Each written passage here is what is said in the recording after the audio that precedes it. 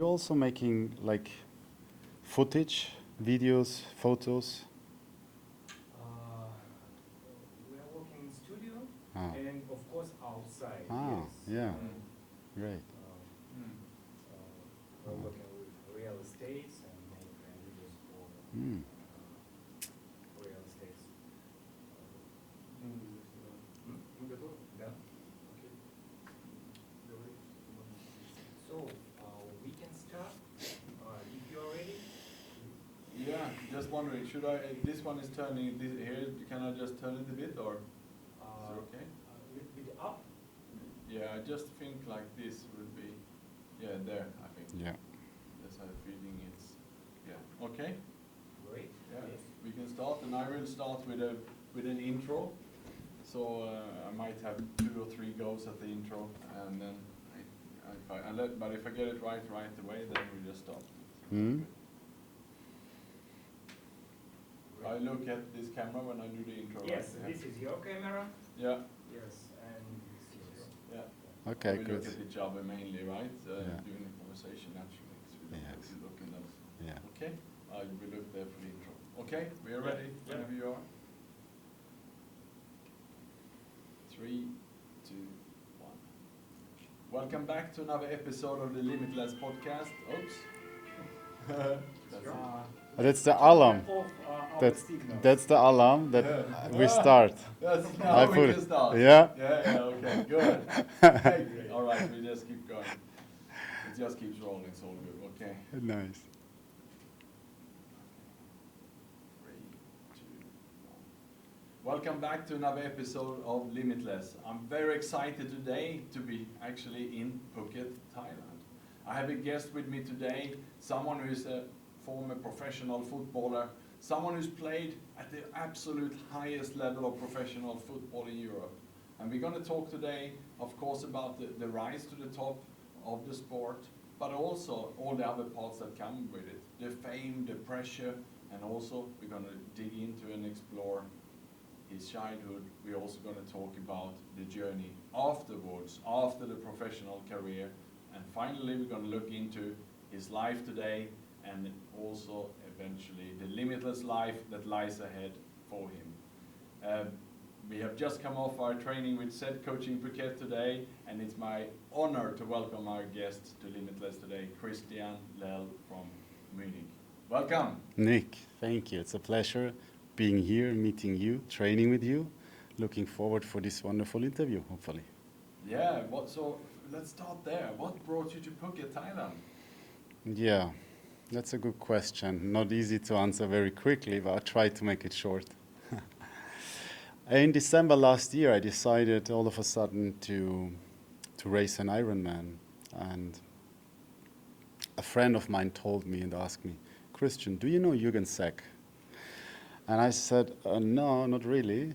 Why should I? He said, well, I mean, if you apply for an Ironman, you should definitely know Jürgen Seck. So what did I do? I Googled Jürgen.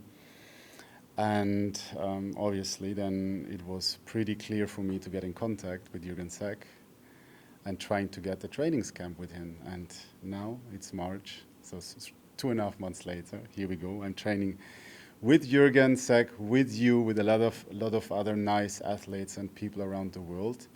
And yeah, that's a bit the story, why I'm here in Phuket, in this wonderful, nice island. Excellent, and that's why I had the pleasure of meeting you, because I'm also a member of that group, and that Jürgen runs. SED Coaching Phuket, for anyone who's listening, is a triathlon group. Yes. We swim, we cycle, and we run. So what does a typical day look like for you here? Yeah, as you said, like for me, running wasn't like something what I needed to really learn. Actually, as a runner, many kilometers in my life as a soccer player, of course, but cycling and swimming especially were two disciplines where I add on in my daily rhythm since about now 2 weeks almost. So the day looks like training in the morning, recover during the sessions, having the second session. So it reminds me a little bit on the daily rhythm when I was an athlete back then on the pitch was the same. We trained in the early morning, had the recovery, and most of the time a second training. So yeah, I feel a little bit back in time how it was when I was an athlete, as on the pitch, as a soccer player. Yeah. Fantastic, and I've had the pleasure of joining some of the trainings. I can see you're in absolutely excellent shape and form. So how important is it for yourself now in your life to look after yourself and train and so on? Well, it was a well, I stopped playing soccer about 10 years ago already, so time flies. But I never lost the connection to sports in a way. Not as deep and as much as an athlete, obviously, but I always was doing something. And as I told you, in December last year, so many things happened in the last 4 or 5 years in my life to brought me in the position in order to reflect a little bit and say, how would it feel if I dig in again in the mindset of an athlete?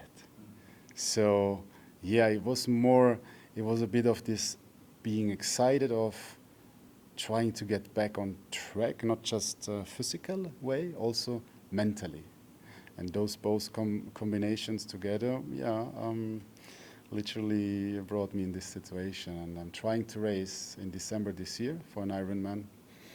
And that's why, I try and when I see you guys every day, like on the bike, in the water, running, there's no way back not having a mindset like an athlete anymore. It has so much nice side effects in the normal life as well. Maybe we dig in later on for that. Absolutely, and before we're coming back to where it all started, where you said you're going to do an Ironman this year, or? Yeah, this year, on 5th of December in Oman.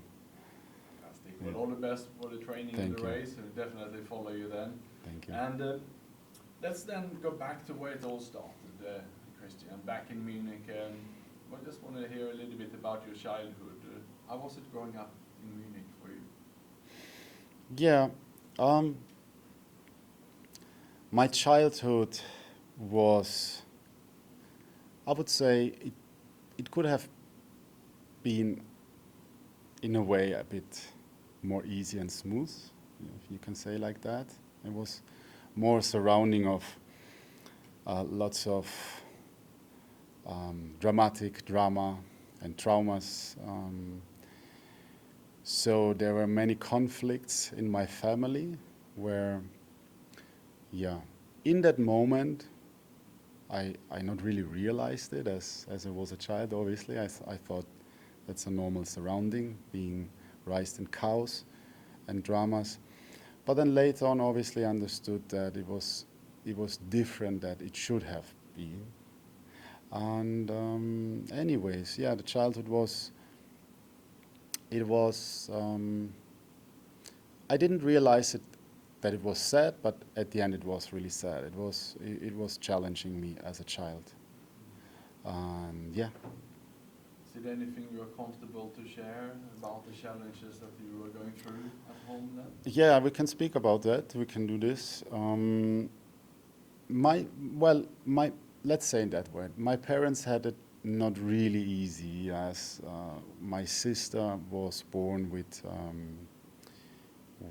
mucoviscidose, which is a illness. Back then, there was no way to heal this issue, this illness, and so there was lots of tension in our family, because on one side, my parents were overwhelmed with the situation of my sister, and I would say back then, if I reflect on this, they also had their own challenges still, so they didn't make their healing and their inner work and in their age. So there were coming a couple of components together, which brought us in a, let's say, in a situation where lots of tension was there. So then focus was more on my sister, and I was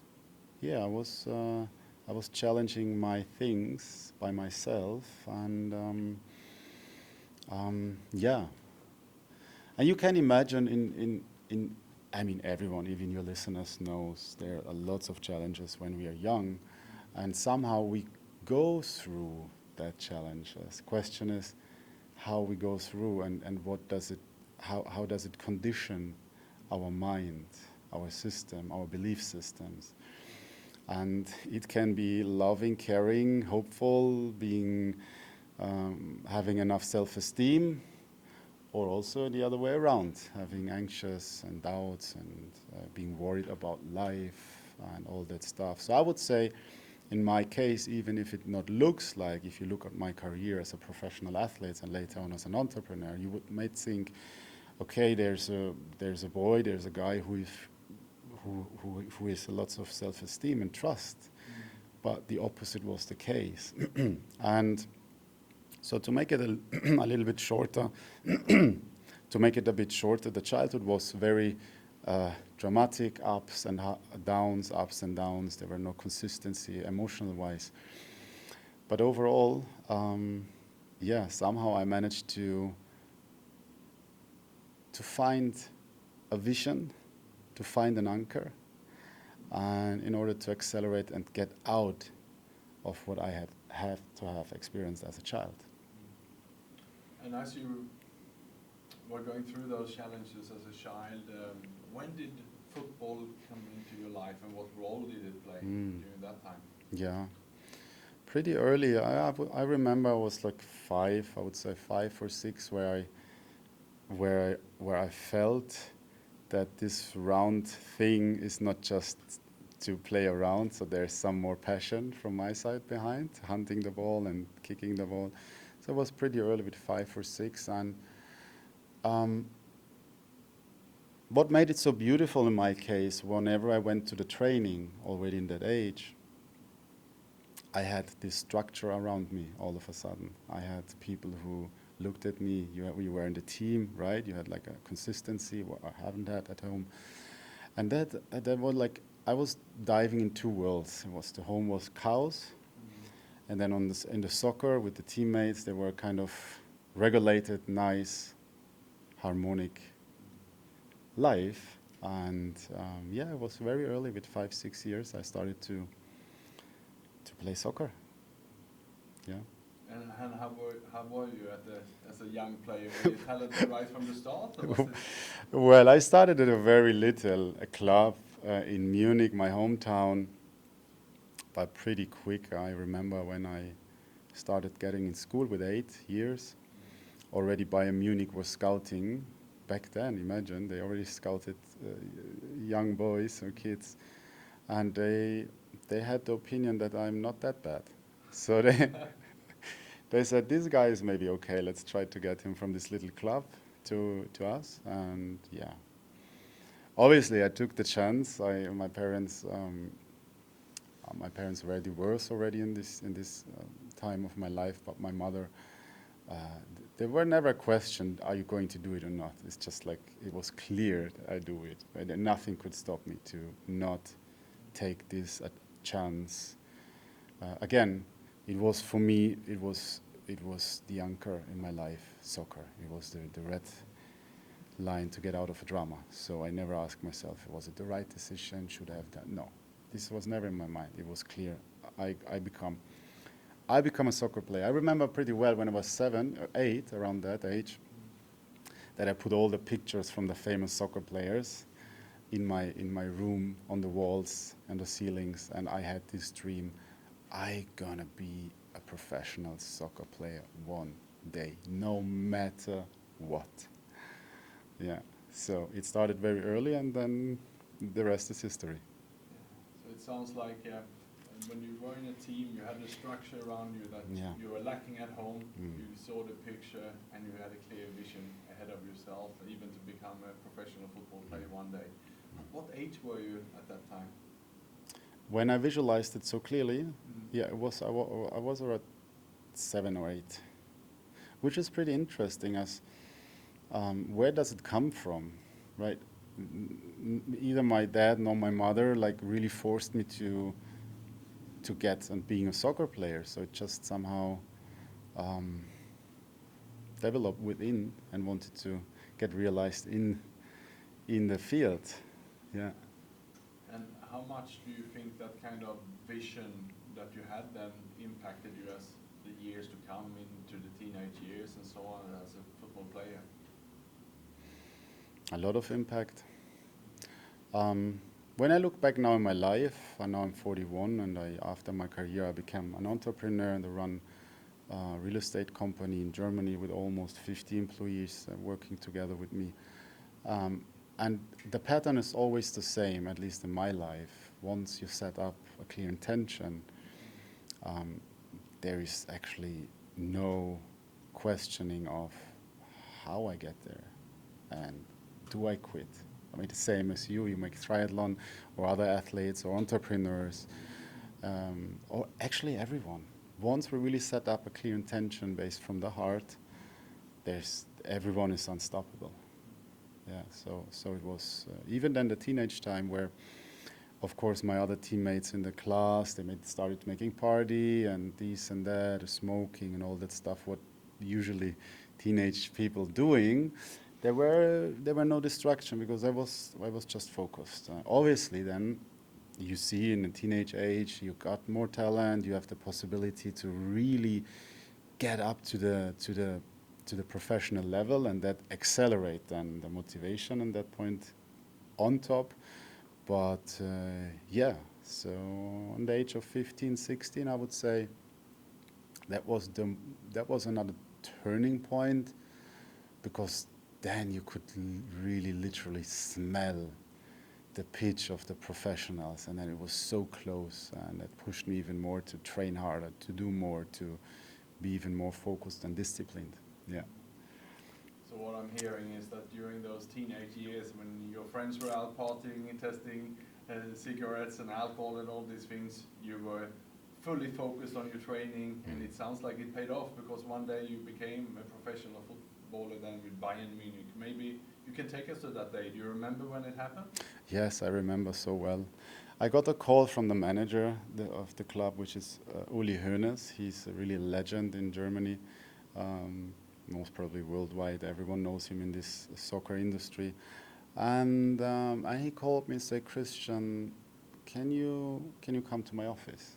Well, and I played a well season already, and we were with the semi-professionals on the top of the table, so it was pretty clear what he wanted to tell me. I was really excited and happy on one side, and on the other side, it was not super surprising, as I already manifested it and visualized it the years ago.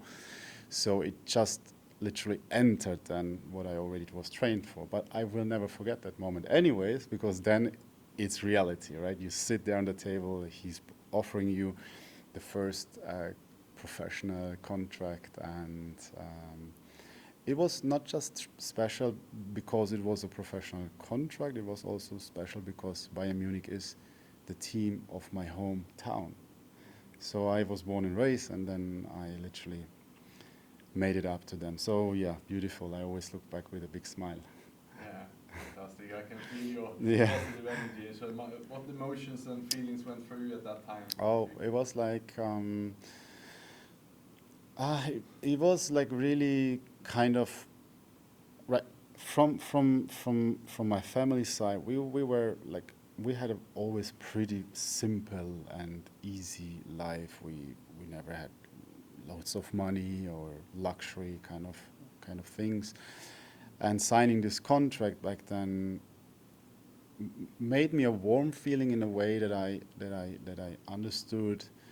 Okay, there was a lot of effort I put in for lots of time, but now there's also a nice possibility to give back to my mom, to accelerate a little bit a more easy life, let's say in that way. And when I say easy, I mean less stress and less anxiety and doubts about the future.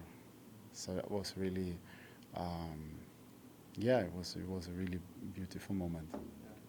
And then looking at your career, how long did it last, and what was the highest moment of your football career?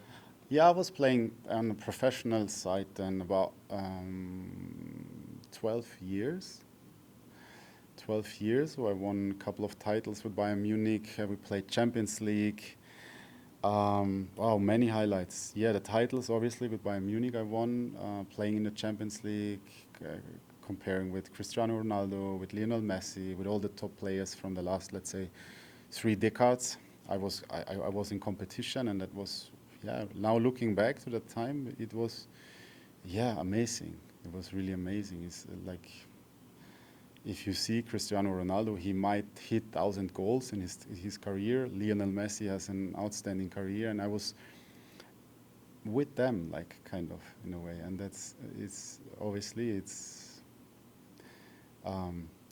yeah, it made me a bit proud, to be honest, but in a very humbled way.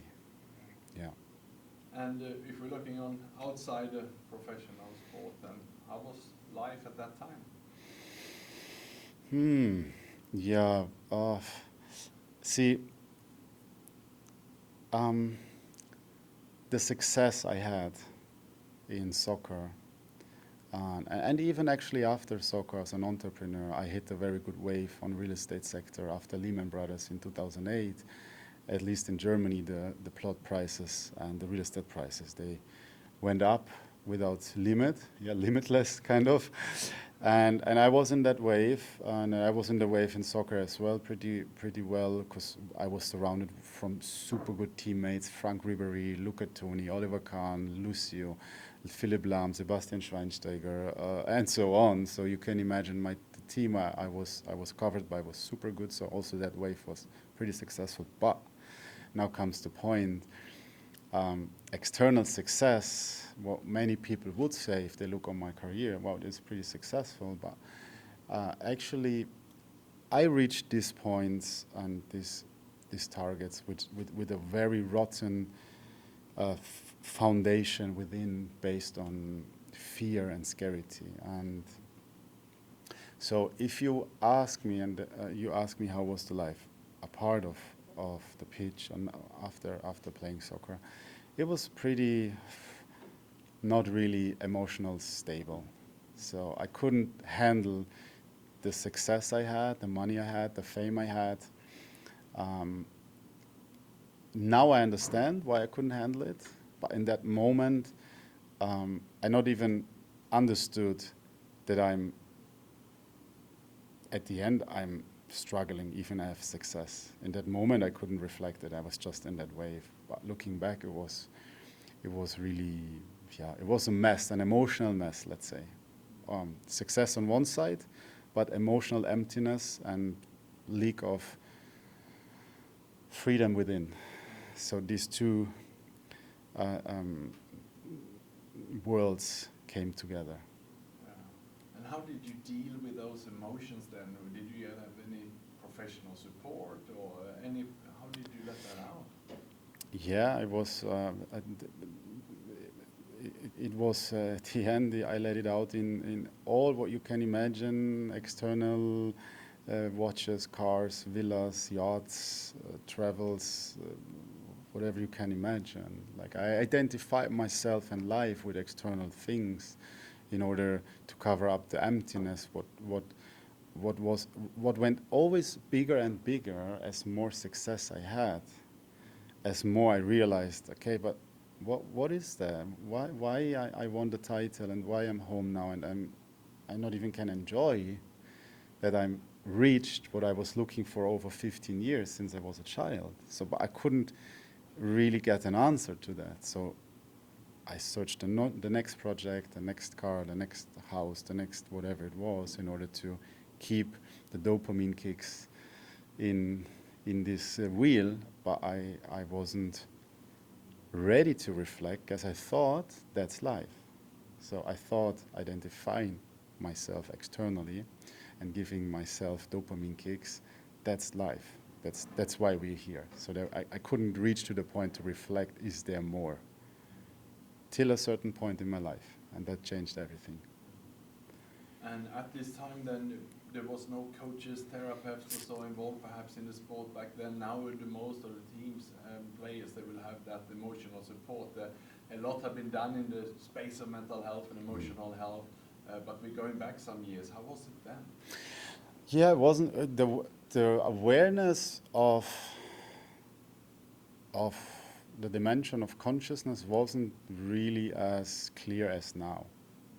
So now if you speak about emptiness, about sadness, even though you're successful, so-called successful, there are more ways to find the solutions to get out of it, because people are aware of it, and there's nothing where you need to hide it anymore, need to be scared of not getting seen well anymore. But back then, there were not even a thought of, can I be like, can I show my weak side of it? It would immediately get turned in a corner and would be out of the game, right? But nowadays, I have the feeling that it changed a little bit, step by step.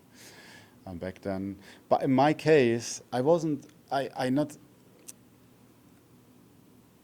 not even was on the point to say I need to change or I have to reflect, because look, on one side, I was conditioned that what I did in the past was right. It gave me success.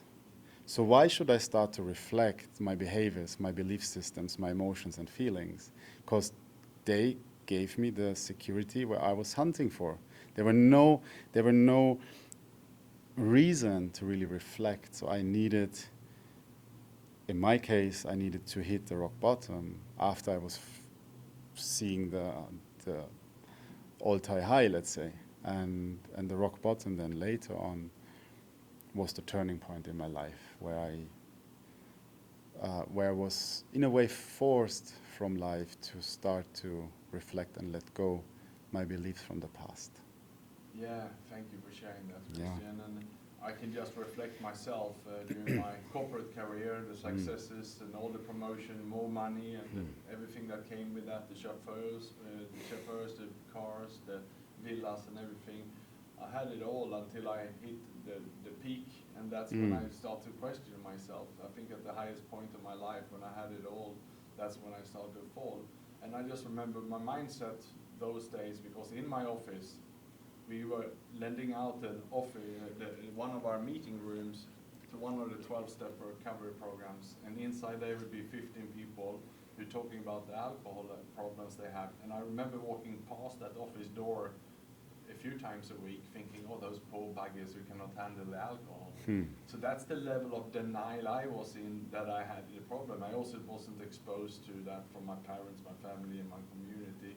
And it sounds like you had a similar experience then in your professional sport, and you had to be holding it through, be a tough boy, and don't show any weaknesses, what I'm hearing. Exactly. 100%. Not just that, it's like the success confirmed my way of thinking, and why should I change something? Even there are like impulsive behaviors, even there are like discussions with few people here and there. Why should I? I was successful, so the way I'm thinking and what I doing was totally right. I was thinking, for a long time. We're going to come to your rock bottom moment in a while, if you are comfortable sharing. But before we go there, was there some consequences that started to happen during this time? And can you give us some examples of what, and was it a pattern that started to happen outside the pitch?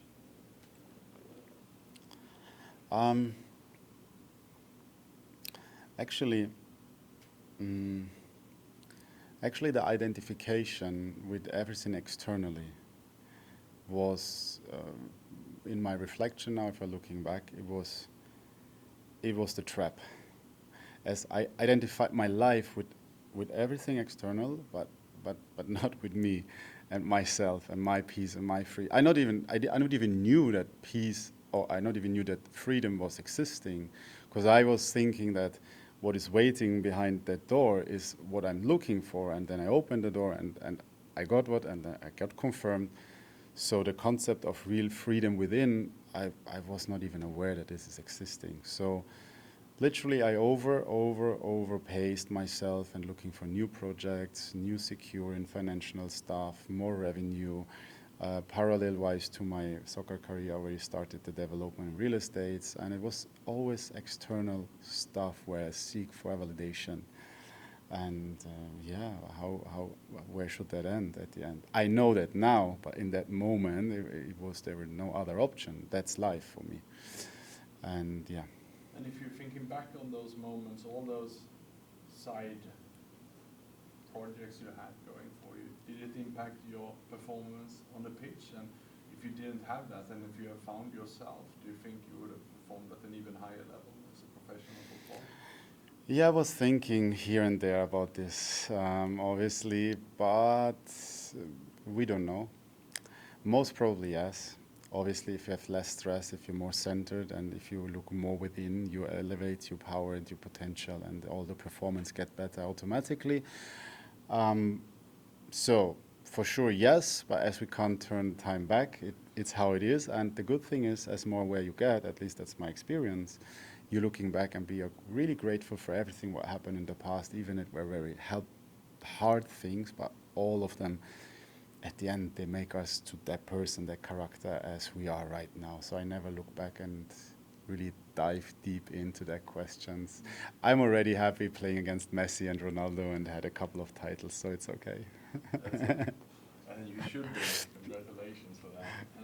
And we're moving now towards your rock bottom moment here. I want to ask you about that. And just first, I want to see, did it happen during your football career or was it after your football career? No, it was after. It was about 10 years after.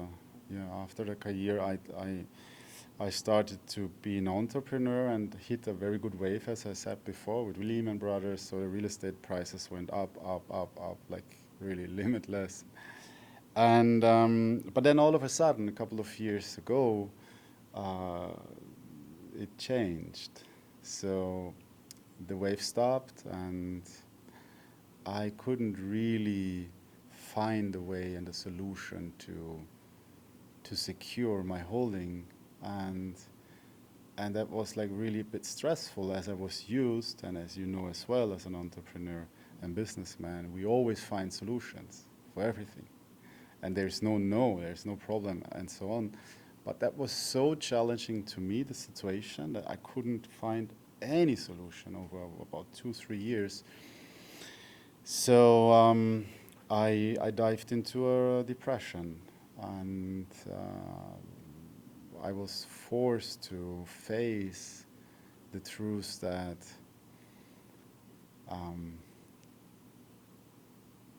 there's so much more in life than any success externally. But it was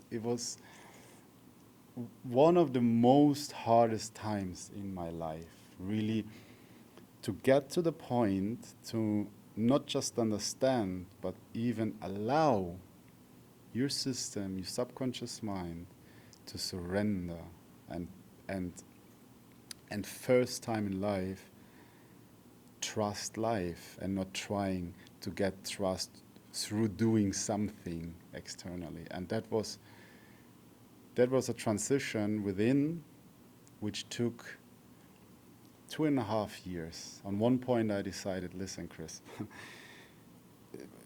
where should that go into? Like, you could, like, maybe you find, if you really squeeze it somehow, another solution. And then what's happening in 10 years? So on one point I decided, I surrender. I let go of my belief systems. And I went in over 2 years almost being alone, and really started to face all my demons and all my thoughts and belief systems where I built it up over 40 years. Yeah, 35 years, let's say. Yeah. So Christian, this was 10 years after your professional career. And what I understand is that after your professional career, you became an entrepreneur, you had success there, and suddenly it hit the wall. Yeah. And how was that fall when that happened? Did you lose it all overnight, or was it a gradual fall? Yeah, it was kind of fall overnight, as the circumstances in the market changed overnight, so the revenue stopped, and then, yeah, and I was like trying somehow to secure it and find solutions, but it wasn't like, it was a market which has changed. You can't, I wasn't able to find that solution. So this time then, that's what I wanted to say. That was the transition time in my mind to get forced to surrender, because there's nothing to do. So you need to come in a state of acceptance. And before, at the beginning, I said, like, you could take so many good things from being an athlete and the mindset of being an athlete to the normal life. And one of it is not just the discipline, is the acceptance of the situations and the circumstances, how they are.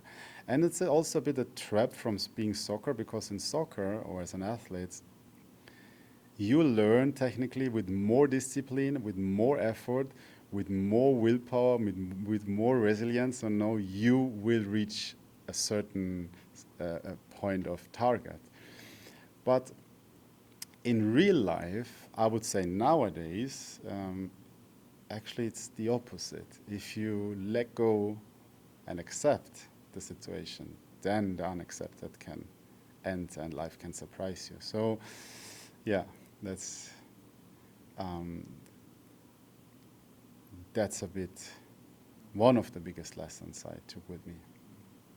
So here you are at your rock bottom. You have lost a lot of money, a lot of possessions, and you are forced to face yourself. And if you go back to that moment, then what was the most difficult for you at that time?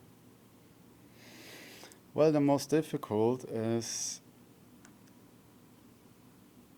look, if you're really, if you're in this state of being that you hunting confirmation externally, so then what you really do, or what I really did, was avoiding facing the potential of getting rejected. So the most hard, but also the most powerful part of the healing and the inner work was giving life, people, circumstances the chance to get rejected in order to know where you stand and make place and space for things or people who can enter then with the real values and the ones who like you as you are and not because you are this or that. And that was a really hard challenge to also, of course, many people left my life, and many people I also left them. But it is painful on one side, and the other side it's a really cleaning, healing journey. But it requires the will to change. And if I'm looking at myself, my fall then involved a lot of alcohol, a lot of bars, failing at jobs, jumping, pushing everyone I loved away, filing for divorce, separated from my son in 3 years. What was your main problem then? As we spoke before, I understand you spent some time in Ibiza as well. What happened there? Well, in Ibiza is my second home, and an island where I'm very well hardly connected to, but it was an angel and devil in the same time. There's so much peace on the island, but there's also so many possibilities to party. And then if you live on a yacht, and then when you're like everything is successful business-wise, it was hard to resist the possibilities of parties and what comes with it, as drugs, alcohol, and stuff like that. So for me, this lifestyle, this rockstar lifestyle, wasn't really helpful to start a reflecting and healing journey. The opposite, it pulled me more away from my inner center till the moment, as we spoke, I hit the rock bottom, and then even that I started to let go. And obviously, as you make your healing and inner work, you get more aware, and automatically you have a more healthy lifestyle, and you let things behind. But yeah, the Ibiza, the party life, the rockstar life, it had me for at least 5 to 7 years. And I read an article online also that mentioned that you even had some suicidal thoughts during that time. Is that something that you can share? Yeah, it was a moment in my life where we've been on my yacht we were cruising from Formentera to Ibiza, and And I looked at the people on the boat, and I was like, it was that kind of moment. Many people know that, I guess, where you think, what I'm doing here, what is going on? That's not me anymore. So, kind of, I decided to give life to a higher intelligence, if you want to say. If there's something more, I was asking, then take me and show me. I want to see it. And I dropped myself in the ocean. Meanwhile, we were cruising, and I gave up the control of life in order to see what is going on there. Yeah, I wanted to experience. Is there something? And if yes, what is it? And what is life still holding for me? Luckily and happy, I'm very grateful for that I'm still sitting here and have this wonderful opportunity of experience life in this human body, and can now inspire people also to remind themselves who they truly are, in order not to see the life as dark as I saw it on a certain point in my life. Thank you, Christian, for sharing that moment here. And if there's any listener who is listening to this and they are at that stage where they're questioning, am I in the right crowd? Am I here? Is there something more there? What advice would you give to those people? Oh gosh, of course. You are right.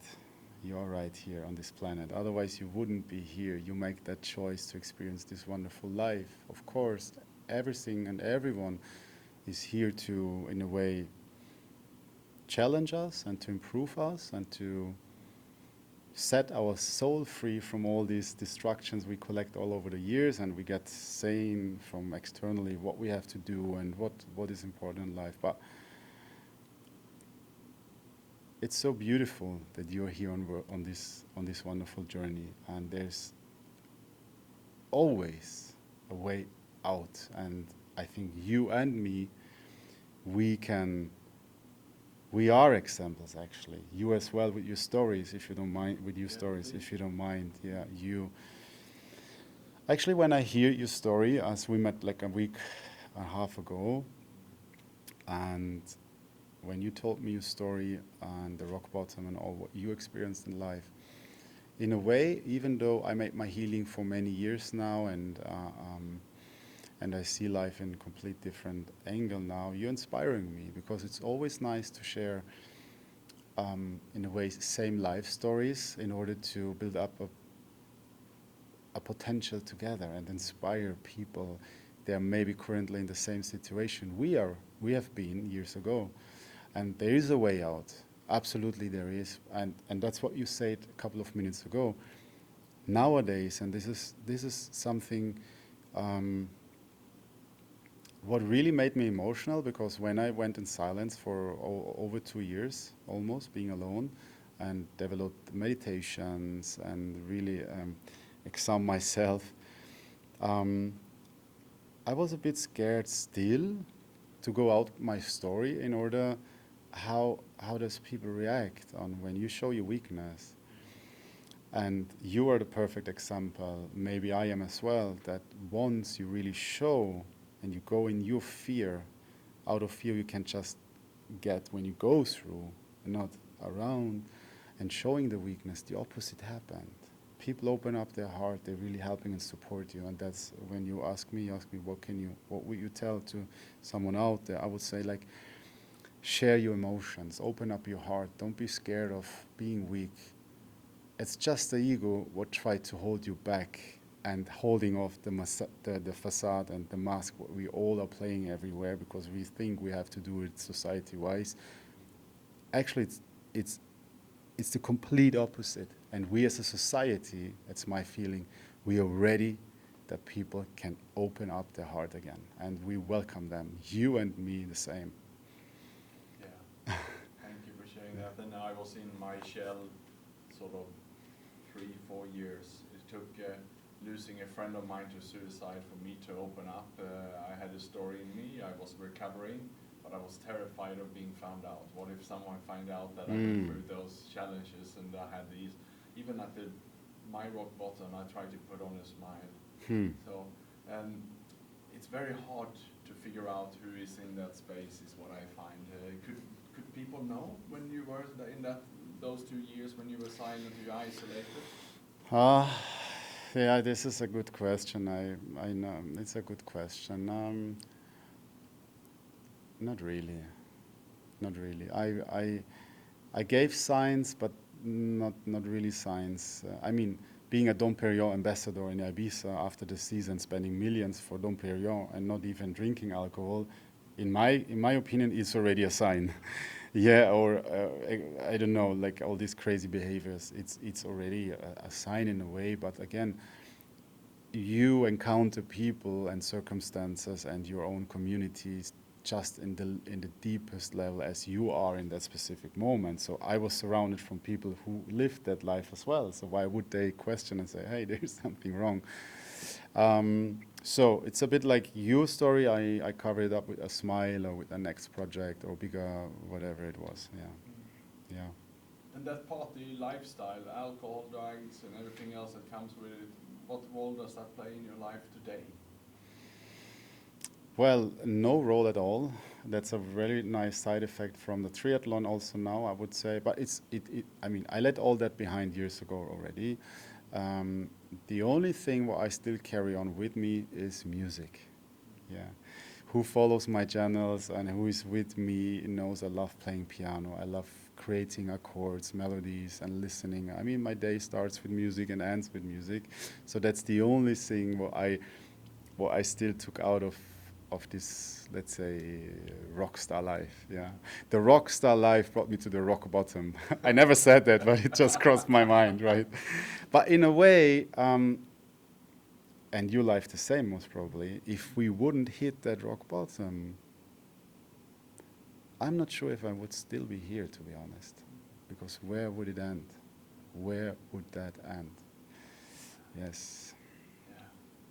And if you're thinking back at that time, also then the party, the drugs, the alcohol, the music you carry with you, so you surrendered the alcohol and drugs. So there's quite a few people listening to this podcast who are sober or working on sobriety. Are you completely sober these days, or Yes. you have the occasional social drink? Or? No. So drinking was never something where I was related to, and I let everything behind. I mean, that's maybe a bit kind of this athlete mindset. You do it all or nothing, and when you go for it, you go for it. And yeah, it was a part of my life. I look back not just with a sad point of view, but there were many.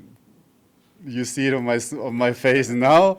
There were many pictures I captured, and I keep them for the rest of my life. They were cool, right, in a way. So, I mean, Ibiza and all these parties and the possibilities there is not just bad, the opposite. But, yeah, it's now well filtered and well balanced. Wonderful, and I think that's a nice place then to leave the rock star life that brought you to rock Yes. bottom, as you said, Yes. to talk about today. Yeah. So you're here in Phuket, Thailand now to train with said coaching. You're looking forward to your next Ironman. What about on the professional side? I understand you're helping also leaders and by coaching and speaking, and you have a speaking engagement coming up. Perhaps we can dig into that. Yeah, lovely, of course, with pleasure. Yeah, this transformation, let's say, got without that I planned it, but somehow it found me, and especially young athletes relate on me very well, because actually what I noticed is that these athletes in the soccer industry, they become younger and younger and younger and get the good contracts and huge contracts in a very early stage, and they are overwhelmed, same as I was when I was 18. So they relate a lot to me, and I coach them. I help them to stay balanced, grounded, and grateful in order to keep your mind on the pitch and perform good and put all all the rest, what I took in a way of distractions apart and focus on what really matters. And what really matters, everyone has their own opinion, but for me it's being humbled and cultivate being gratitude and gratefulness every day for this wonderful opportunity. And so that kind of became a business without really looking for it, and it makes so much fun. It is really fulfilling me. It became my passion, and a part of that, I got the possibilities to speak in keynotes in Germany, German tongue region, and yeah, it makes a lot of fun. That's excellent. So I can see that you can certainly be a role model by someone helping those who are in that position you were then now. Even though, as we said before, perhaps some of the clubs these days will have more understanding for mental and emotional challenges and perhaps more professional help there. But apart from all of this, what does your life look like now and what's your goals? So we have the triathlon, we have you speaking, your writing, music is part of your life. Is it something else? No, that's enough for my energy. There's no more capacity for more. So I have a huge amount of my energy and attention goes helping athletes, staying focused, CEOs coming to me, working with me to get access to their intuition, which is for me, as if I could say in advice, try to really get as much amount of your intuition, less control, more in the present moment, especially athletes, right? They have no time to think about what they do. When you speak with big players, and I did in my career with a few, I spoke, and I mean, I was okay on the pitch. My talent was okay, but there were people that have super technique and they make genius things. And then when I asked them, for example, Frank Ribery, I was like, Frank, what did you do that weekend again? It was like crazy how you shot that goal, for example. And he said to me, Christian, I not even remember. I need to see it again in the TV because it's just happening through me. And when you really look and dive deep, what is that just happening through me? For me, it's the intuition. So when we get access to our intuition without thinking of the past, of the future, just really in the present moment, we can perform and accelerate our full potential on the pitch, or when we lead a company, when we run a company, we've been able to make good decisions with good performance, and we can accelerate our targets. So athletes and CEOs are people I'm working with, and it makes a lots of fun to bring all my experience from being an athlete and entrepreneur afterwards on the table in order to help them, not just for the business.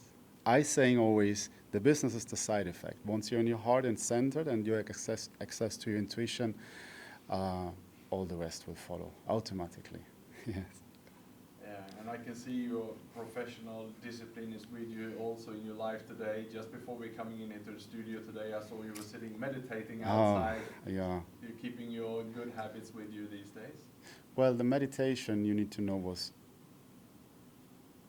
I would say, the biggest tool for my transformation, the biggest tool.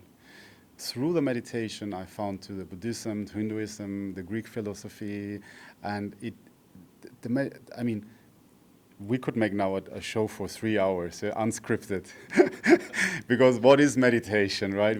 But my interpretation of meditation is like just being aware of that moment. Whatever you can do, whatever you want to do, when you do it with dedicated and with full passion. This is my interpretation of meditation. So I love to do it in silence and just on my breath with my own. So discipline is a way, of course, we try to get distracted every day. Our mind, advertising, phones, alcohol, whatever it is. I mean, in every corner there is a distraction, right? When you go out, distraction. So staying centered and grounded, and you can say then, yeah, this is discipline.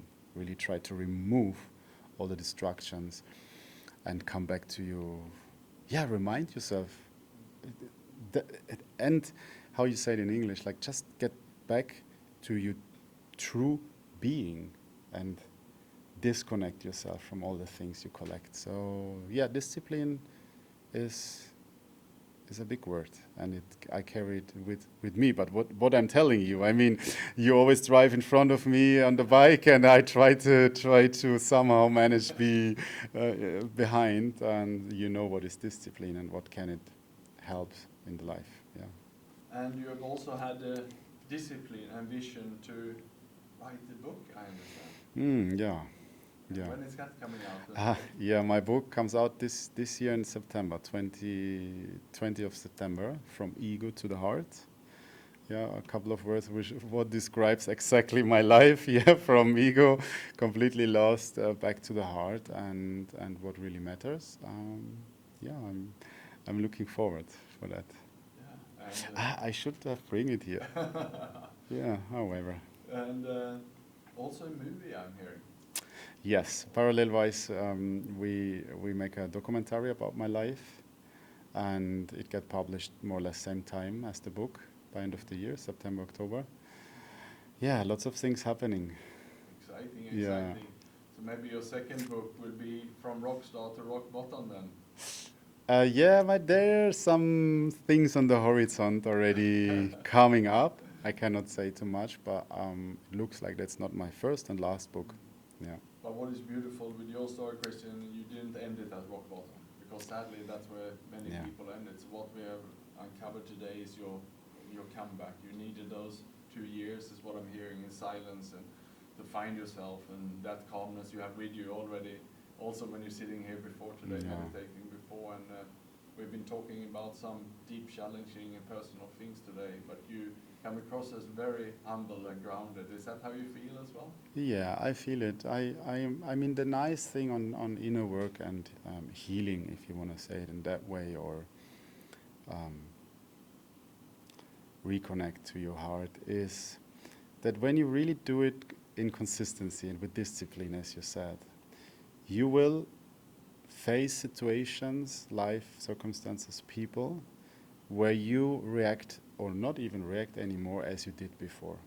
And those few little moments when you acknowledge and see, okay, before I would have think like that, I would have react like that, and now it's changed. Oh, they are so wonderful for all the hard work, as you know, you need to put in order to reprogram your subconscious mind, because there's so much bullshit we carry on. And yeah, so I would say, yes, it get over in my DNA and I'm reprogrammed and transformed.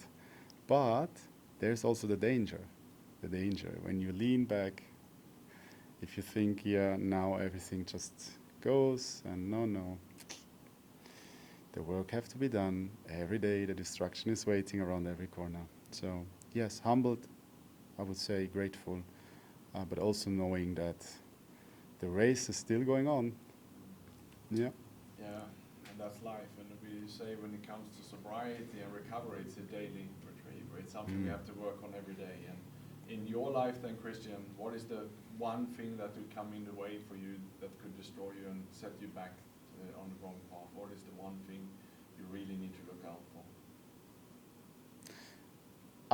I would say it in a different way, if it's fine for you. I would not look where I put my attention on goes my energy. So I would rather put my attention and energy of the future vision of myself, how I want to see, how I want to feel, what would my life look like, which decisions I have to make now in order to reach that certain point.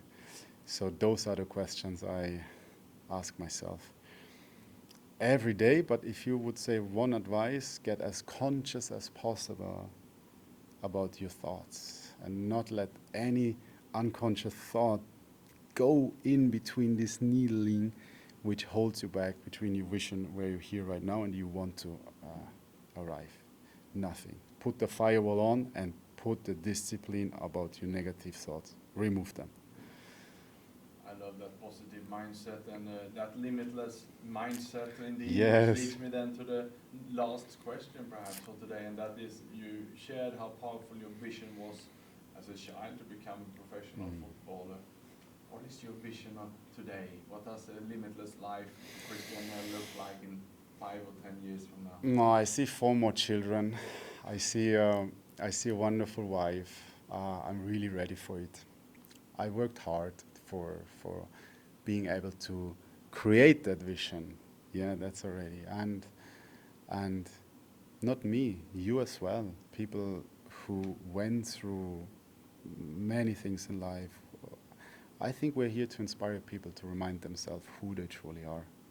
And that's my main purpose in life. You gave me goosebumps here Oh, at the end of the show. really? Yeah. Wow. Thanks for that, because Amazing. that clear vision. Yes. What I see working with high performers, most of my coaching people, they are either extremely successful and CEOs or very wealthy business owners, entrepreneurs, even a billionaire.